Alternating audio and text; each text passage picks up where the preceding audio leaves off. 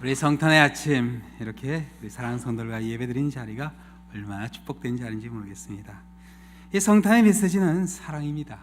하나님께서 우리를 이처럼 사랑하셔서 그 하늘 보좌에서 구유까지 내려오시는 그 사랑을 통해 하나님의 사랑을 우리에게 보여주셨습니다. 그 사랑이 성탄을 맞이하시는 여러분의 삶 가운데 함께 하시기를 우리 주님의 이름으로 축원합니다. 우리 자원님 한번 인사하시겠습니다. 하나님이 사랑하십니다 하고 인사해 주세요. 우리 기도하겠습니다. 사랑의 하나님 아버지, 첫 성탄의 그 기쁨이 오늘 이 아침 이 자리에서 함께 우리 사랑하는 손들과 나누는 기쁨이 되게 하여 주셔서 그 가운데 우리를 사랑하시는 하나님의 그 사랑이 우리 삶을 새롭게 하여 주시옵소서. 이 아침 말씀 전한 자와 듣는 자가 함께 은혜되게 하여 주시며 모든 말씀 예수 그리스도의 이름으로 기도드립니다. 아멘. 오늘 본문에 보면 마리아가 임신을 했다 하는 소식을 듣게 됩니다. 이 소식을 들은 요셉은 고민을 하게 되죠. 어느 남자가 약혼녀가 임신을 이렇게 됐을 때 고민하지 않겠어요? 물론 아마 마리아는 천사 가브리엘이 말해준 대로 그녀가 임신하게 된 그 이유가 다른 남자와의 불륜 관계가 아니라 전능하신 하나님의 성령의 역사였다 하는 것을 설명해 줬을 겁니다. 그러나 그게 결코 쉽게 납득할 수 있는 그런 말은 아니었을 겁니다. 설사 마리아가 한 말이 사실이라 할지라도 당시 유대인의 그 정서로는 자신의 피가 한 방울도 섞이지 않은 그 아이가 이미 태어난 것도 아니고 약혼녀의 뱃속에 있다 생각했을 때, 또 그 아기를 자기의 아기로 받으려 한다는 그 책임을 생각하게 될 때, 어떻게 보면요, 그걸 놓고 주저하지 않을 남자가 없지 않았을까 생각이 됩니다. 이 문제를 놓고 고민하던 끝에 요셉이 내린 결정은 파혼이었습니다. 19절에 보면 가만히 끊고자 했다 그렇게 나옵니다. 사람들에게 이유를 설명하지 않고 조용히 파혼하고자 했는데 거기는 그 이유가 있어요. 만일 주위 이웃들이 요셉이 정원한 마리아가 임신한 이유로 파혼한 것을 알게 되면 마리아는 간음한 여인으로 정죄받게 되고 돌에 맞아 죽게 될 것이 분명했기 때문에 그렇습니다. 근데 사실 주위에 있는 사람들이 가만둔다 할지라도 마리아의 집안 남자들이 아마 살려두지 않았을 겁니다.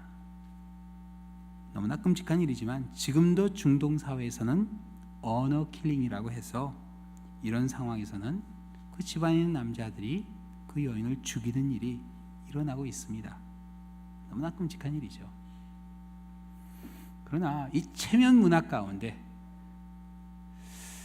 있는 사람들에게는 어떻게 보면은 그들이 정당화하는 그런 이유를 이해할 수 있습니다. 그런데 반대로 특별한 이유 없이 마리아와 파혼을 이렇게 하게 되면 모든 사람들의 비난이 자기 자신에게 올 것을 알고 있었을 텐데 요셉은요, 그럼에도 불구하고 그 어려워지는 길을 선택합니다.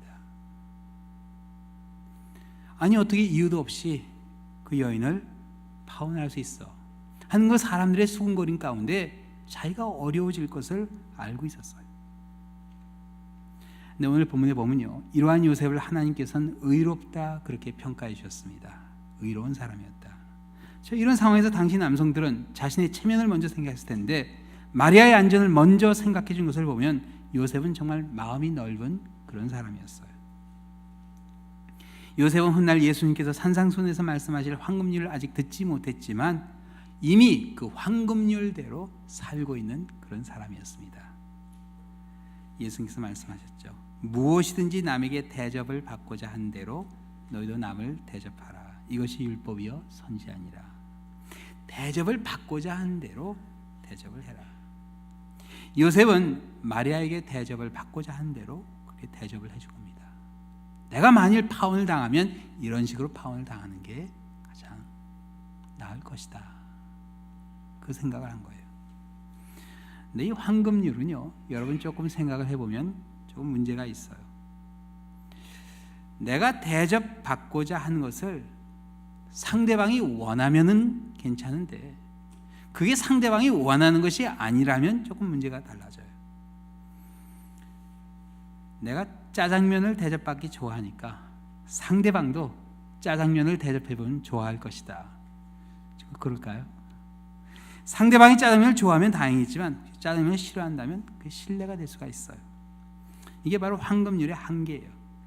이게 황금률은요, 자칫하면 내 생각을 상대방에게 강요하게 되는 그런 실수를 범할 수 있습니다.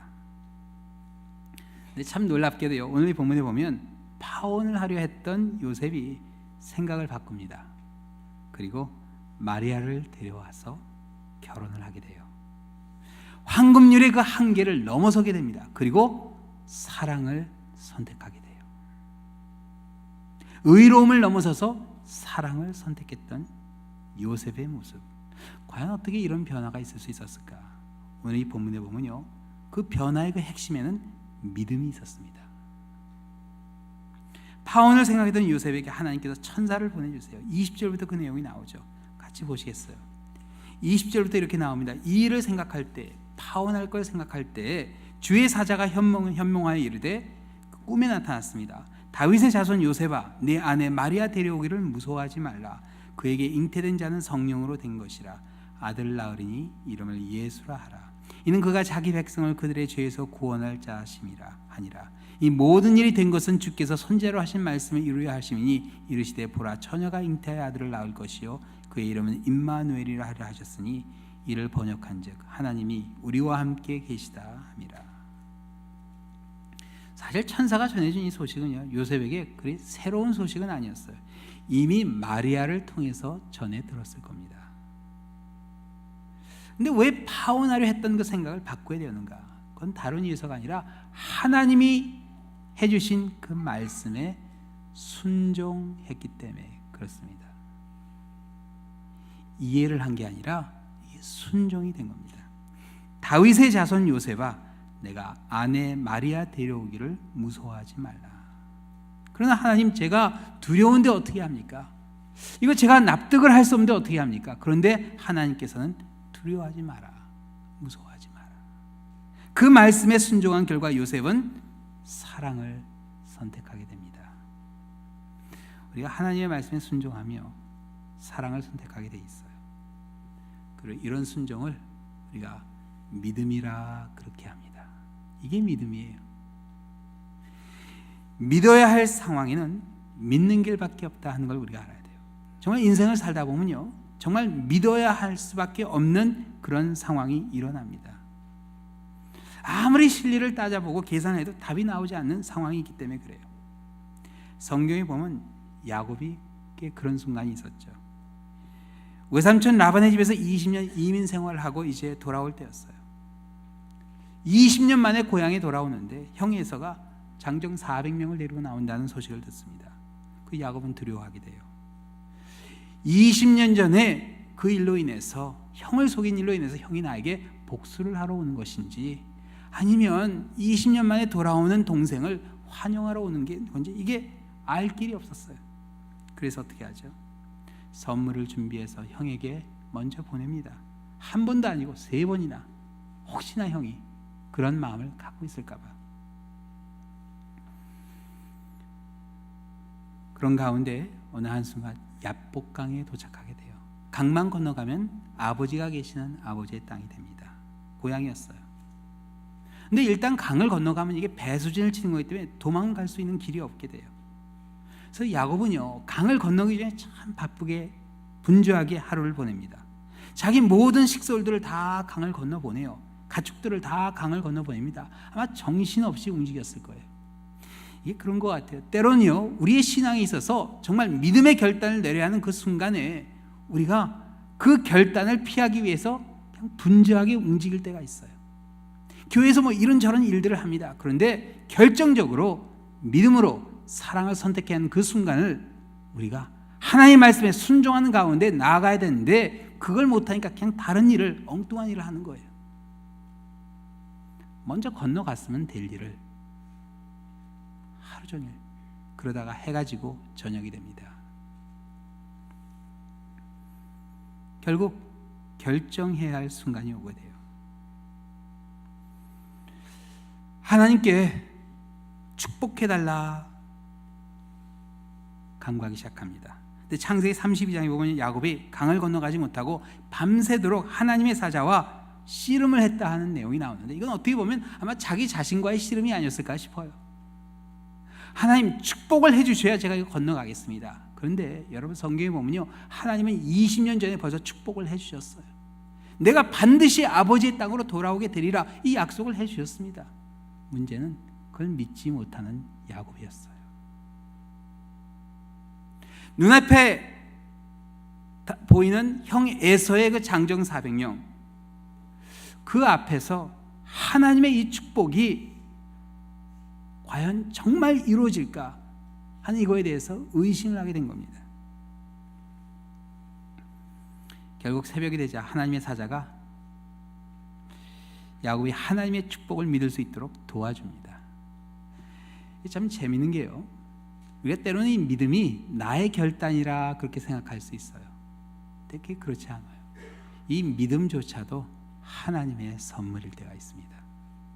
하나님의 선물. 새벽이 되자 하나님의 사자가 야곱의 허벅지 관절을 쳐서 제대로 걷지도 못하게 그렇게 만들어 버립니다. 이제 다리를 절어서 도저히 도망도 못 가게 그렇게 되어버리고 말았어요. 과연 이게 축복인가 싶은데, 하나님께서요, 야곱으로 하여금 하나님의 축복을 믿을 수밖에 없는 그런 상황으로 만들어 버리신 겁니다. 그래서 야곱이 이제 다리를 절면서 형을 만나게 되죠. 근데 그 가운데 정말 그렇게 두려워했던 형이 그를 반겨주고, 형과의 그 가지고 있던 그 모든 그런 미움과 그런 대적했던 그런 관계가 사랑으로 맺어지게 됩니다. 성도 여러분, 믿음만이 사랑을 선택할 수 있게 만들어줍니다. 근데 오늘 이 본문에 보면 요셉 또한 믿음으로 사랑을 선택하게 돼요. 지금 내가 과연 이 사랑을 하고 있는지 알 수 있는 좋은 방법이 있어요. 다른 게 아니라 바로 사랑하는 사람은요, 말이 없습니다. 말이 없어요. 요한일서 3장 18절에 보면 이렇게 사랑의 사도 요한은 간구했습니다. 자녀들아, 우리가 말과 혀로만 사랑하지 말고 오직 행함과 진실함으로 하자. 행함과 진실함으로 사랑하게 될 때 말이 필요 없게 됩니다. 근데 우리가요, 이 사랑을 행하지 못하면 그냥 우리 입에 핑계가 나오게 돼 있어요. 그렇죠? 우리가 금년 한 해 얼마나 감사한지 모릅니다. 우리 어려운 이웃들을 위해서 마른 음식 깡통 1200파운드 우리가 하나님께 드렸어요. 그거 뭐 정말 아무것도 아니죠. 가서 그로서리 가서 할 때 그냥 하나 집어오면 돼요. 미국 사람들이 좋아할 만한 거 그냥 가져오면 돼요. 근데 참 이상한 게, 이게 한 해가 가면서도 거기에 깡통 하나 올려놓지 못할 때가 있어요. 핑계는 될 수 있죠. 뭐야, 바빠서, 잊어버려서. 우리가 행함과 진실함으로 사랑하게 될 때 사실 말은 없어집니다. 행함과 진실한 마리아를 사랑하게 된 요셉에게는요, 말이 사라져요. 오늘 본문에 보면 천사가 마리아를 부인으로 맞이하라 했을 때 사실 궁금한 게 없지는 않았을 텐데 아무 질문이 없었어요. 천사가 마리아에 가서 이야기할 때는 마리아는 질문을 했습니다. 난 남자를 알지 못하는데 그런 일이 있을 수 있냐고 질문했죠. 그런데 요셉은요, 그냥 그대로 받아들였습니다. 예수님이 탄생하신 뒤에 천사가 요셉에게 다시 나타나서 갓 태어난 예수님을 애굽으로 피신시켜야 된다 그랬을 때도 아무 이야기가 없었어요. 그대로 순종했습니다. 아니, 나사렛에서 베들레헴까지 와서 아기를 낳는데 이제 집이 있는 나사렛으로 돌아가는 게 아니라 먼 애굽으로 가라 하시는데, 웬만하면 하나님께 하나님 거긴 좀 먼데 좀 가까이 가면 안 되겠습니까? 뭐 그런 제안을 할 만도 한데, 그대로 요셉은 그날 저녁 애굽으로 피난을 갔습니다. 그 후에 일어난 일이 나오죠. 헤롯 왕이 군사를 보내서 베들레헴에 2살 아래 있는 모든 남자를 죽인 그런 끔찍한 일이 일어나게 돼요. 아마 그 소식을 들으면서 요셉이 얼마나 감사했을까 싶어요. 하나님께서 피할 길을 주신 겁니다. 헤롯이 죽은 뒤에 하나님께서 요셉에게 나사렛으로 돌아가라 했을 때 요셉은 여전히 아무 말 없이 순종하게 됩니다. 요셉이 성경에 마지막으로 나온 사건은 예루살렘 성전 사건이었어요. 온 가족이 예루살렘에 와서 제사를 드리고 돌아가는데 하룻길을 가도 예수님이 없어졌다는 사실을 모르게 됩니다. 마리아 요셉이 그 사실을 알고 다시 그 온 길을 돌아가는데 3일 동안 예수님을 찾게 돼요. 아마 가면서 모든 집의 문을 다 두드리지 않았을까 싶어요. 근데 예수님을 성전에서 찾게 됩니다. 마리아는 거기서 아야 네가 어떻게 이렇게 우리가 할 수 있냐 그렇게 질문했지만 참 이상하게도 요셉은 한마디 말이 없었어요. 말없이 항상 예수님의 곁에서 예수님께 사랑을 한 요셉의 모습을 우리 볼 수 있습니다. 참 재미있는 거지만 예수님의 사역을 보면 그 예수님의 사역 가운데 이러한 말없는 요셉의 모습이 담겨 있습니다. 과연 요셉이 살아서 예수님이 사역하는 걸 본 것 같지는 않습니다. 예수님께서 공생을 시작할 때 이미 요셉은 세상에 없었던 것 같아요. 그런데 보면요, 항상 예수님 또한 말이 없으셨어요. 어머니 마리아 가나의 혼인잔치에서 이야기했을 때 예수님께서 아직 때가 안 됐다 그렇게 이야기했는데도 불구하고 마리아는요 아주 무리한 요구를 예수님께 하게 됩니다. 그랬을 때 예수님께서는 그 말에 그대로 순종하셨습니다. 제자들이 예수님께서 예루살렘에 가는 그 길에서 예수님께서 십자가를 지러 가는 그 길에서 누가 큰 자인가 하는 것을 놓고 논쟁을 벌일 때 예수님은요 그냥 조용히 듣고만 계셨어요.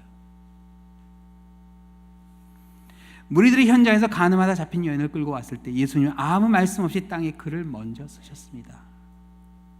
대제사장에게 심문 받을 때도 심지어 십자가에 달려 그 마지막 숨을 내쉬는 그 순간까지도 거의 말씀이 없으셨어요. 예수의 이 모습 가운데는 어떻게 보면 아버지 요셉의 모습이 그대로 들어있는 것을 우리가 보게 됩니다. 어떻게 보면 그 예수님의 그 모습 가운데 있는 그 아버지, 그 요셉의 모습, 아마 하나님께서 그래서 예수님을 요셉의 가정에 보내주신 게 아닌가 싶어요. 닮게 돼 있죠. 아이들은 닮게 돼 있어요. 오늘 유아세례 보면서도 좀 닮았다 그런 느낌 안 드세요? 아이들을 바라보면서. 우리나라에 김동인 씨가 쓴 발가락을 닮았네라는 단편 소설이 있어요. 여기 나온 주인공 M은 젊은 시절 아주 방탕하게 그렇게 살다 그만 성병에 걸려서 자식을 낳을 수 없게 그렇게 돼버렸어요. 근데 결혼을 할 때 이 사실을 아내에게 속였습니다. 그리고 결혼을 했는데 아내가 임신을 했어요. 불륜이 확실했습니다. 그러나 주인공은 자녀를 낳게 해줄 수 없는 형편이었기에 그냥 조용히 태어난 아기를 자기 아이로 그렇게 받아들이고 키우게 됩니다. 근데 애가 크는데 아무리 봐도 자기를 닮은 구석이 없는 거예요. 근데 하루는 그 아이의 발가락을 만지다 기뻐하게 돼요. 발가락이 닮았기 때문에. 그렇습니다. 이 아이들이 닮게 돼 있어요.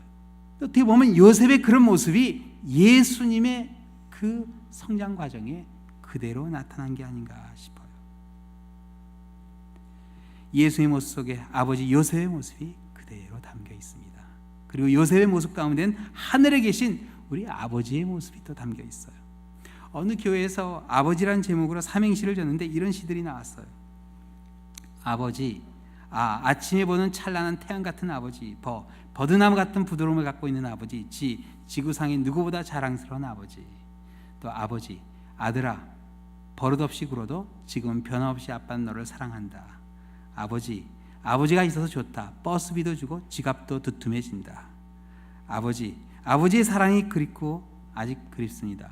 생존의 저희를 위하여 버거운 짐을 많이 지었습니다. 지극히 아버지 사랑에 감사드립니다. 또 아버지를 배워가는 것은 버려진 영혼을 사랑하시는 지극히 큰 하나님을 닮는 것이다.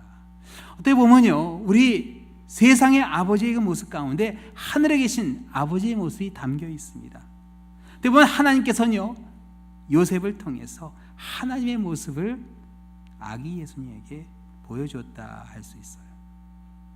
말없이 예수님을 사랑으로 품어나는 요셉의 그 모습 가운데 성탄에 담긴 하나님을 바라보는 그 사랑의, 하나님께서 바라시는 그 사랑의 의미를 우리가 찾을 수 있게 됩니다. 그래서 사랑은요, 마치 갓난 아기를 품에 안는 듯한 그런 사랑이라 하면 정확합니다. 이게 상대방을 품어주는 그런 결단이죠. 여러분 생각해 보세요. 아기를 품에 안는데 무슨 말이 필요 있겠습니까? 어차피 알아듣지도 못할 텐데 아기에게 무슨 말을 하겠어요? 그냥 우는 아이 품어주면 됩니다. 하나님께서 이게 바로 예수님의 탄생을 통해서 우리에게 알려주신 사랑하는 방법입니다. 그냥 말없이 품어주고 사랑해주면 된다. 말없이 침묵으로 우리를 사랑하신 그 하나님의 사랑이 우리 성탄에 있음을 기억하는 가운데 이 기쁜 소식을 함께 나누시는 여러분의 이 성탄의 아침이 되시기를 우리 주님의 이름으로 축원합니다.